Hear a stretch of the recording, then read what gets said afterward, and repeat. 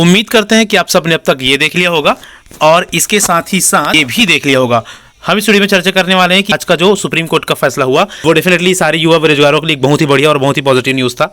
इस न्यूज़ के बाद सडनली ये एक ट्वीट देखने को मिला है भूपेश बघेल जी के द्वारा। तो इस वीडियो में हम आगे चर्चा करने वाले हैं कि क्या मतलब है इस ट्वीट का और क्या संभावनाएं बनती है आगे हमारी भर्तियों का, कब तक भर्तियों के नोटिफिकेशन जारी हो सकते हैं, क्या इसमें कोई अड़चनें आ सकती है और हाँ तो वो किस तरह की। स्वागत है आप सबका एक बार फिर से हमारे यूट्यूब चैनल लर्न विद हुकुम पटेल में। देखिए, सबसे पहली बात हम करेंगे बघेल जी के इस ट्वीट का, जो कि तुरंत सुप्रीम कोर्ट के उस फैसले के बाद जारी किया गया, जो जैसे कि आप सबको पता होगा कि सुप्रीम कोर्ट ने फाइनली ये बोल दिया है कि 58% का जो आरक्षण मुद्दा था छत्तीसगढ़ में, पहले जो आरक्षण व्यवस्था थी उसी आरक्षण व्यवस्था के ऊपर भर्तियों को और सारी चीज़ों को कंटिन्यू किया जाए। अरे युवाओं में एक तरह की खुशी की लहर दौड़ उठी थी, लेकिन एक छोटा सा ट्वीट जो किया गया है भूपेश बघेल जी की ऑफिशियल ट्विटर हैंडल से, उसको देखकर थोड़ा सा एक मन में शंका पैदा होता है कि आखिर क्या मतलब हो सकते हैं इस ट्वीट का। देखिए, सारी चीज़ों को अच्छे से समझने की कोशिश करते हैं, पूरे आरक्षण व्यवस्था को आप लोगों को डिटेल से सारी चीज़ों को समझाते हैं और उसके बेस पर हम देखेंगे कि क्या संभावना बनती है आगे और क्या क्या चीज़ें आगे हो सकती है। देखो, यहाँ पर भूपेश बघेल जी ने क्या बोले हैं,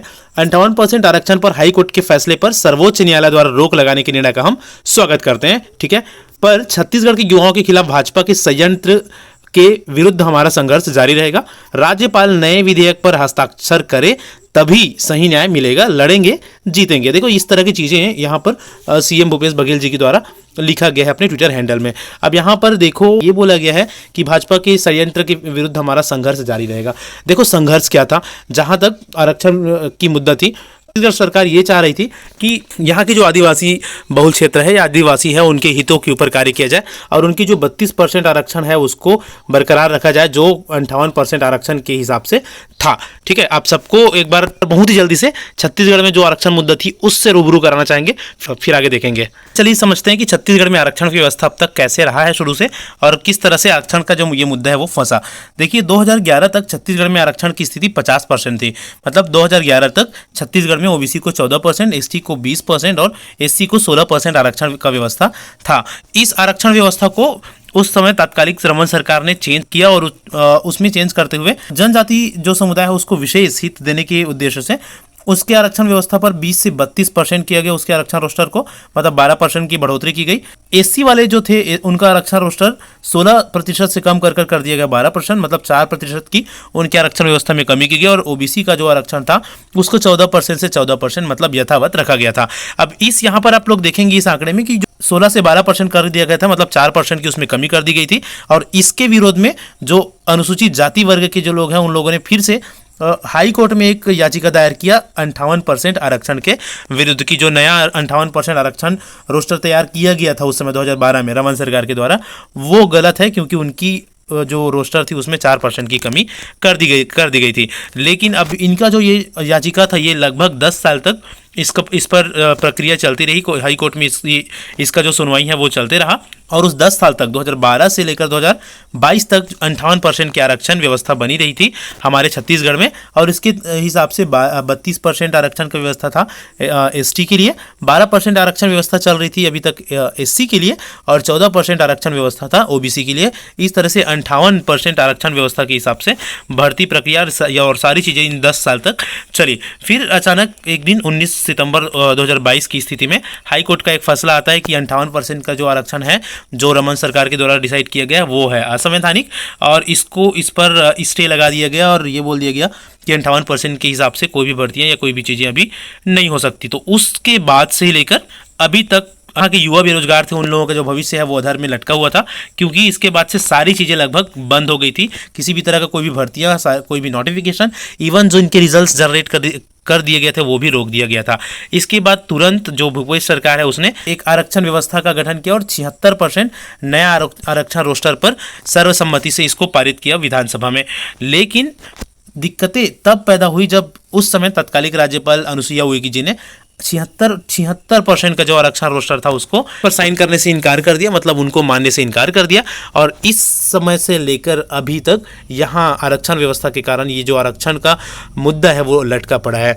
ये मुद्दा गया था सुप्रीम कोर्ट में। सुप्रीम कोर्ट में इस पर याचिका दायर किया गया था और आज 1 मई की स्थिति में सुप्रीम कोर्ट ने इस पर भी फैसला सुनाया और सुप्रीम कोर्ट ने ये कहा कि भाई देखिए, छत्तीसगढ़ हाई कोर्ट के द्वारा जो 58% को अवैध करार दिया गया है वो उसको क्या किया, उस पर रोक लगाया गया। और अभी फिलहाल सुप्रीम कोर्ट ने यहाँ के जो युवा पढ़ने लिखने वाले जो छात्र हैं, उनकी जो भविष्य है उनको ध्यान में रखते हुए ये कहा कि फिलहाल 58% का जो पुराना रोस्टर चल रहा था उसको वैध किया रखा जाए, उस पर सारी चीज़ें आगे की जाए। और जो गवर्नमेंट है, जो सरकार है, जो अपनी लड़ाई लड़ रही है 76% के लिए, उस पर वो अपना जो लड़ाई है वो कंटिन्यू रखे। फिलहाल जब तक उस पर कोई चीज़ें नहीं हो जाती तब तक 58% के हिसाब से सारी चीज़ें छत्तीसगढ़ में संचालित की जाए। जो भी भर्तियां है, जो भी एडमिशन प्रक्रिया है, वो सारी चीज़ें 58% के हिसाब से किया जाए। अब सबके बाद भूपेश बघेल जी का जो ट्वीट है, भूपेश बघेल जी ने अपने ऑफिशियल ट्विटर हैंडल से ये ट्वीट किया है कि छत्तीसगढ़ में 58% का आरक्षण का जो फैसला है उसका हम स्वागत करते हैं, लेकिन हम अपनी लड़ाई जारी रखेंगे और जो युवाएं हैं उनकी हितों की रक्षा हम करेंगे। तो देखो, जहां तक बात करते हैं हितों की रक्षा का, तो देखिए पहले जो आरक्षण व्यवस्था थी, 58% का जो आरक्षण व्यवस्था था, उसके हिसाब से एसटी को 32% आरक्षण व्यवस्था दिया जा रहा था, एससी को 12% था और ओबीसी को 14% की आरक्षण रोस्टर व्यवस्था 58% के हिसाब से किया गया था। 76% का जो नया आरक्षण रोस्टर भूपेश सरकार के द्वारा तैयार किया जा रहा है, उसमें भी 32% एसटी को दिया गया है। मतलब जो आदिवासी हित की अक्सर हमको सुनने को आया है अभी तक कि जो छत्तीसगढ़ सरकार है उसने अक्सर छत्तीसगढ़ में आदिवासी हितों की बात की है और उनकी जो 32% आरक्षण है उसको किसी भी तरह से हम कम नहीं कर सकते, इस पर चर्चा की। तो देखिए 58% में भी तो जो जनजाति है, अनुसूचित जनजाति, उनका आरक्षण किसी भी तरह से कम नहीं हो रहा है। मतलब उनकी हित या अहित वाली यहाँ पर बात ही नहीं है। अब बात आती है एससी का, तो एससी मतलब अनुसूचित जाति का जो आरक्षण व्यवस्था है वो पहले था 12%, और मैं आप लोगों को बता दूं 76% के हिसाब से भी जो नया रोस्टर तैयार किया गया है उसमें भी एससी समुदाय की आरक्षण व्यवस्था को लगभग यथावत, मतलब इतना ही 12-13% के आसपास ही रखा गया है। तो उसके वहां पर इनके हितों में या अहितों में कोई परिवर्तन वाली तो बात ही नहीं है। चाहे आप रखो 58% में या आप नया कर रहे हो 76% में, दोनों में तो जो अनुसूचित जाति समुदाय है वो इस दोनों के ऊपर सेटिस्फाइड नहीं रहेगी। न तो उन लोग 58% में सेटिस्फाइड थे क्योंकि उनका 16% से 12% किया गया था, और नया रोस्टर क्वांटिफाइड डाटा के हिसाब से तैयार किया गया, उसमें भी लगभग 12-13% ही आ रहा है। तो यहाँ पर तो कोई परिवर्तन वाली चीज़ें नहीं है।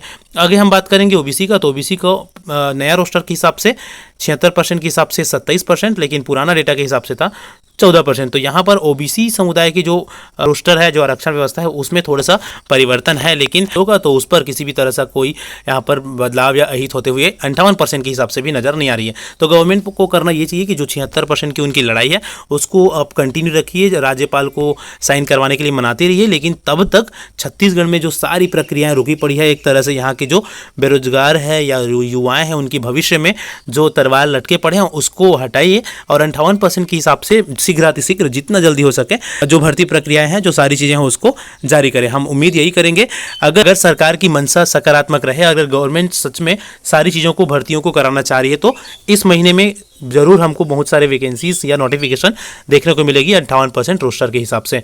फिलहाल देखना ये होगा कि कब तक क्या चीज़ें हो पाती है, और हम यही उम्मीद करते हैं कि 58% का जो रोस्टर सुप्रीम कोर्ट के द्वारा बताया गया है, फिलहाल उसके ऊपर सारी चीज़ों को आगे कराया जाए, और 76% का जो रोस्टर है उसकी लड़ाई सरकार अपने स्तर पर लड़ती रहे। देखते हैं आगे क्या हो पाता है। फिलहाल इस वीडियो में इतना ही। अगर आप चैनल में नहीं हो तो हमारे चैनल के साथ जुड़ सकते हैं। हम आपको अपने चैनल में छत्तीसगढ़ शिक्षक भर्ती की तैयारी करा रहे हैं। आगे और भी जो भी वैकेंसीज होंगी उसकी तैयारी हम कराते रहेंगे और हमेशा गाइड करते रहेंगे। वीडियो अच्छा लगा तो लाइक जरूर करिएगा, अपने दोस्तों का शेयर कर सकते हैं। मिलते हैं नेक्स्ट में। Thank you so much for watching.